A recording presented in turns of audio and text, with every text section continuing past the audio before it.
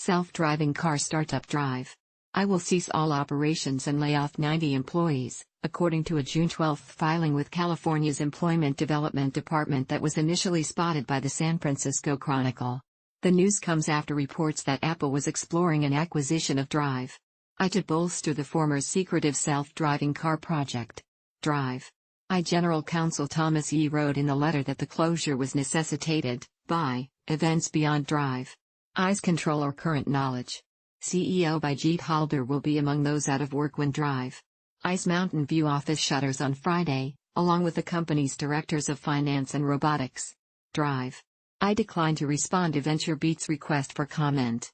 In what might be retroactively interpreted as a sign of instability, Drive.ai co-founders Sameep Tandon and Tao Wang left the company in June and February, respectively, according to LinkedIn. 3 weeks ago, 5 other Drive.ai employees, mostly data, systems, and software engineers, changed their LinkedIn profiles to say they left Drive.ai for Apple. Drive.ai was at one time valued at $200 million, and it managed to raise nearly $80 million in 4 years from backers including New Enterprise Associates, GGB Capital, Northern Light Venture Capital, Hove Capital, NVIDIA GPU Ventures, and others. Andrew Ng, formerly Baidu's chief scientist and a researcher at Stanford, once sat on the company's board of directors. Drive.ai's abrupt shutdown comes after it announced it would pull out of Frisco, Texas, one of its launch cities.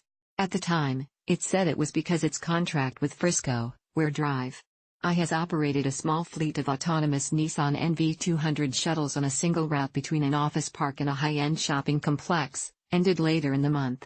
The city of Frisco opted not to renew it, citing high costs. That move came months after Drive.ai began piloting its driverless tech in Arlington, Texas. Drive.ai shuttles, each of which was equipped with lidars, radars, GPS, cameras, and inertial measurement sensors that collected data about the outside world, along with onboard computers that interpreted incoming data in near real time, ferried passengers on routes connecting the Dallas Cowboys Stadium, an office park, a convention center, the Texas Rangers ballpark, and the University of Texas at Arlington.